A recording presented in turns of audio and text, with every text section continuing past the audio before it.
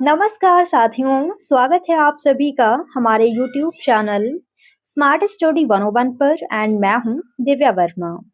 तो आज की वीडियो में क्लास 12th का ड्राइंग एंड पेंटिंग का क्वेश्चन पेपर डिस्कस करेंगे। इसलिए आज की वीडियो आप सभी विद्यार्थियों के लिए बहुत ही इम्पोर्टेंट है। वीडियो को एंड तक देखिएगा, एक भी पॉइंट स्किप मत कीजिएगा।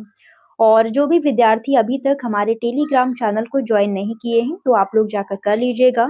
लिंक मैंने वीडियो की कमेंट बॉक्स में पिन कर दी है। आपके किसी भी प्रकार के कोई भी क्वेश्चंस हैं, कोई भी डाउट्स हैं आपके, तो आप मुझसे टेलीग्राम चैनल पर कांटेक्ट कर सकते हैं। तो चलिए फिर इस क्वेश्चन पेपर को समझते हैं। जैसा कि यहाँ पर आप देख सकते हैं, प्रतिदर्श प्रश्न पत्र, यानी ये आपका मॉडल क्वेश्चन पेपर है। ठीक है, क्लास 12th का है और सत्र 2025 एंड 26 और सब्जेक्ट आपका है चित्रकला आलेखन। ठीक है, अब यहाँ पर देखिएगा, जो आपको टाइम दिया जाता है वो है 3 घंटे 15 मिनट। 3 घंटे 15 मिनट में आपको पूरा क्वेश्चन पेपर सॉल्व करना है। पूर्णांक आपका रहेगा 100 नंबर का। अब यहाँ पर जो नोट वगैरह दिए हुए हैं, इन्हें ध्यान से समझ लीजिए, क्योंकि पेपर के समय आपको बहुत ज़्यादा टाइम नहीं दिया जाता है कि एक-एक चीज़ को आप पढ़ें। फिलहाल आपको पढ़ना तो है, लेकिन यहाँ पर आप समझ लीजिए एक बार सारी चीज़ें। तो निर्देश यहाँ पर दिए हुए हैं कि परीक्षार्थी दिए गए निर्देश के अनुसार प्रश्नों को निम्नांकित रूप से हल कीजिए। अब यहाँ पर पहला जो निर्देश है वो ये है, खंड का में दिए गए सभी वस्तुनिष्ठ प्रश्नों के उत्तर देना अनिवार्य है। यानी जो खंड का है, इसमें जो ऑब्जेक्टिव क्वेश्चन दिए हुए हैं वो सारे आपको सॉल्व करने हैं, एक भी प्रश्न आपको छोड़ना नहीं है। फिर यहाँ पर जो खंड खा है, खंड खा में दिए गए आलेखन को सभी को करना अनिवार्य है। जो खंड खा में आलेखन दिया हुआ है, ये भी आप सभी लोगों को करना अनिवार्य है। फिर अगला समझिएगा, खंड गा में दिए गए वस्तु चित्रण और प्रकृति पुष्प चित्रण, स्मृति चित्रण तथा प्राकृतिक दृश्य चित्र में से किसी एक का उत्तर देना अनिवार्य है। तो जो आपने फिल किया होगा, जो आपने लिया होगा, उसी का चित्र आपको बनाना होगा। तो जो आपका खंड गा है, इसमें 4 चीजें हैं, जिनमें से केवल आपको एक का ही उत्तर देना है। तो इतनी चीजें आपको क्लियर हुई? ठीक है, आगे समझिएगा। यहाँ पर जो खंड कौन सा है, 4 नंबर।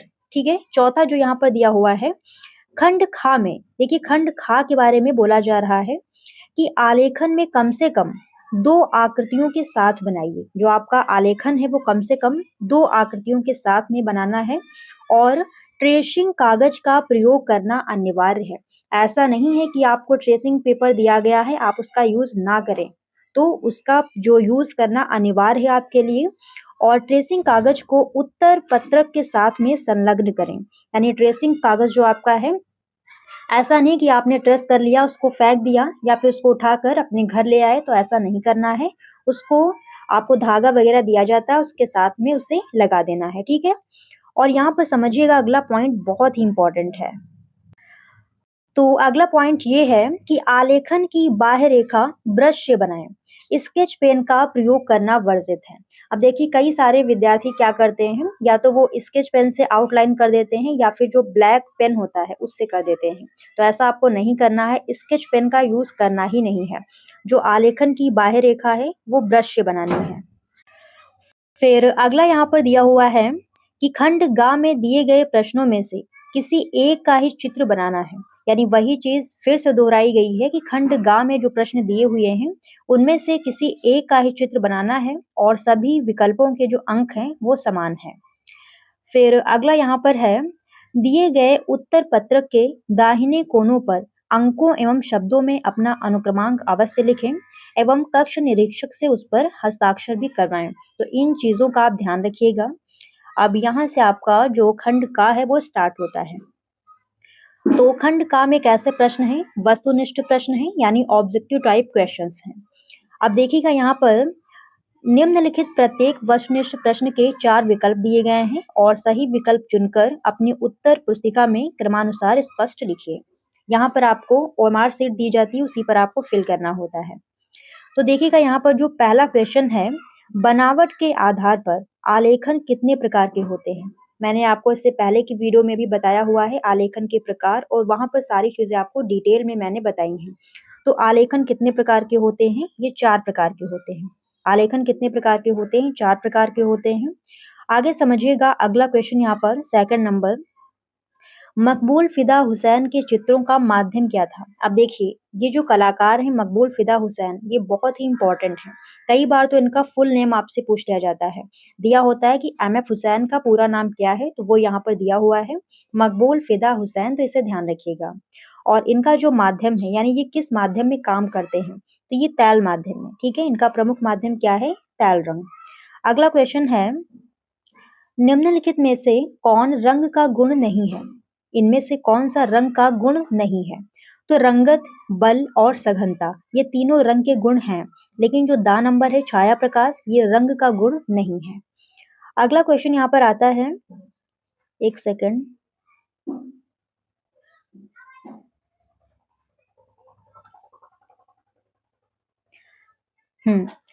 फिर अगला क्वेश्चन यहाँ पर दिया हुआ है कि किस चित्रण विधा में रंग को हल्के से गाढ़े क्रम में लगाया जाता है? अब इसे समझिएगा, यानी पहले हल्का रंग लगाएंगे फिर गाढ़ा रंग लगाएंगे, तो इस क्रम को कौन से चित्रण विधि में अपनाया जाता है? जल रंग, तैल रंग, पोस्टर रंग या फिर पेस्टल रंग? तो ध्यान रखिएगा, हल्के से गाढ़ा क्रम ये इस्तेमाल किया जाता है जल रंग में। जब आप जल रंग में काम करते हैं तो पहले लाइट कलर लगाते हैं फिर डार्क, और इसी का अगर उल्टा पूछ लेता कि पहले डार्क फिर लाइट, तो ये काम होता है तैल रंग में। जो विद्यार्थी तैल रंग में काम कर चुके हैं आप लोगों को पता होगा, वैसे आप लोग तो 12th में हैं, तैल रंग में खैर काम नहीं किया होगा, लेकिन जान लीजिए कि तैल रंग में काम कैसे होता है। तो पहले डार्क कलर लगाते हैं फिर लाइट। फिर अगला क्वेश्चन यहाँ पर है, अजंता की गुफाएं किस राज्य में है? बहुत ही ये फेमस क्वेश्चन है और इम्पोर्टेंट भी है। तो मध्य प्रदेश, राजस्थान, गुजरात या फिर महाराष्ट्र? तो ध्यान रखिएगा, अजंता, एलोरा, ये दोनों गुफाएं कहाँ हैं? महाराष्ट्र में हैं। कहाँ पर हैं? महाराष्ट्र में हैं। फिर यहाँ पर अगला क्वेश्चन आता है, कौन सा रंग प्राथमिक रंग एवं द्वितीयक रंग दोनों की श्रेणी में आता है? ध्यान से सुनिएगा, ऐसा कौन सा रंग है जो प्राथमिक रंग और द्वितीयक रंग दोनों की श्रेणी में आता है? तो इसका राइट आंसर ऑप्शन संख्या सा, हरा। ठीक है, हरा जो आपका है ये मुख्य रूप से द्वितीयक रंग ही है, लेकिन इस प्रकार से क्वेश्चन पूछा गया है कि प्राथमिक रंग और द्वितीयक रंग दोनों की श्रेणी में आता है, तो आपका हरा सही होगा, क्योंकि जो आपके वैज्ञानिक है ओस्टवाल्ड, इन्होंने प्राथमिक रंगों की जो संख्या है वो 4 मानी है, लाल, पीला, नीला और हरा। वैसे अगर आपसे पूछा जाए कि प्राथमिक रंग कितने हैं, तो 3 ही होते हैं, लाल, पीला और नीला। हरा उसमें काउंट नहीं होता है। फिर अगला क्वेश्चन यहाँ पर पूछा गया है कि किस भारतीय चित्रकार को देश से निर्वासित किया गया था? निर्वासित यानी निकाल दिया गया था। ऑप्शन यहाँ पर रजा, एम.एफ. हुसैन, नंदलाल बोस और राजा रवि वर्मा। तो इसका राइट आंसर ऑप्शन संख्या बी, मकबूल फिदा हुसैन। और क्यों निकाल दिया गया था? तो इन्होंने काम कुछ ऐसा किया था कि जो हमारी भारत माता है, इनको इन्होंने नग्न रूप में चित्रित कर दिया था। ठीक है, भारत माता को इन्होंने नग्न रूप में चित्रित कर दिया, मतलब चित्रित कर दिया था, जिसकी वजह से इनको देश छोड़कर जाना पड़ा था। अगला क्वेश्चन यहाँ पर है, जल रंग के लिए सबसे उपयुक्त कागज निम्नांकित में से कौन सा है? यानी अगर आप जल रंग में काम करते हैं तो सबसे बेस्ट कागज आपके लिए कौन सा होगा? तैल कागज, कार्टेज कागज, हैंडमेड कागज, इनमें से कोई नहीं। तो तैल कागज तो हो ही नहीं सकता क्योंकि आप जल रंग में काम करते हैं। कार्टेज कागज ये भी नहीं होगा। राइट आंसर होगा बा, हैंडमेड कागज, ये सबसे बेस्ट माना जाता है। अगला क्वेश्चन यहाँ पर है, स्थिर वस्तुओं का चित्रण क्या कहलाता है?